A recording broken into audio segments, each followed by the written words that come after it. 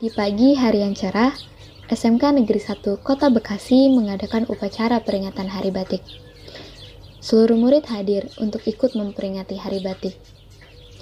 Lalu, tiba saatnya kepala sekolah memberikan amanat di upacara pada hari itu. Assalamualaikum warahmatullahi wabarakatuh. Selamat pagi semua. Puji serta syukur kita panjatkan kehadirat Tuhan Yang Maha Esa. Atas berkat dan rahmatnya, kita semua dapat berkumpul di pagi hari yang cerah ini.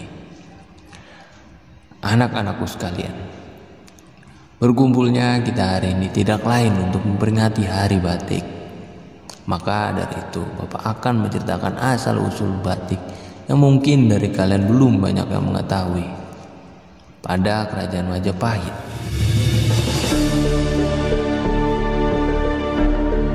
Di Kerajaan Majapahit tahun 1293 Masehi. Saat itu, Raja meminta beberapa pengrajin busana untuk membuatkan pakaian yang bagus untuk sang raja. wahai para pengrajin, cepat buatkan aku pakaian yang bagus untuk kenakan. Lalu para pengrajin tersebut mulai membuatkan pakaian untuk sang raja.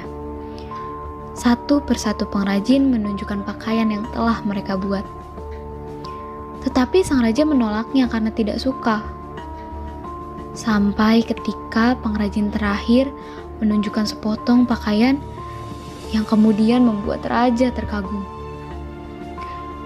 Pakaian tersebut adalah batik. Raja sangat menyukai batik tersebut hingga akhirnya batik diproduksi dan dikenakan untuk raja, keluarga kerajaan, dan pengrajin tersebut. Suatu hari, sang raja sedang berjalan-jalan ke pemukiman rakyat, menunggangi kudanya. Rakyat seketika terkagum melihat pakaian yang raja kenakan. Tetapi, sang raja berkata, Wahai rakyatku, pasti kalian semua terkagum melihat pakaian yang kukenakan ini. Tapi sayang sekali, batik hanya boleh dipakai olehku dan keluarga kerajaan. Para rakyat yang tadinya senyum terkagum melihat pakaian yang raja kenakan seketika terdiam mendengar perkataan sang raja. Suatu hari, sang raja mengadakan pertemuan dengan rakyatnya di balai pertemuan. Raja membicarakan banyak hal mengenai urusan negara, pangan, dan sebagainya. Sampai tiba-tiba salah seorang pemuda berteriak lantang. Di mana letak keadilan? Apa itu kesetaraan sosial jika kita rakyat saja tidak boleh mengenakan batik? Setuju, ya betul. Pertemuan di balai tersebut terdengar sangat ricuh. Suasananya sangat tidak terkendali. Akhirnya, pertemuan tersebut dibubarkan. Menanggapi sikap pemuda dan para rakyat, sang raja memutuskan untuk mendiskusikan penggunaan batik dengan keluarga kerajaan. Setelah melewati perdebatan panjang, akhirnya sang raja memutuskan bahwa batik boleh dikenakan oleh semua kalangan. Tetapi motifnya harus berbeda dengan keluarga kerajaan. Rakyat pun sangat senang mendengar hal tersebut. Akhirnya pengrajin batik memproduksi pakaian dengan motif yang berbeda untuk dikenakan masyarakat.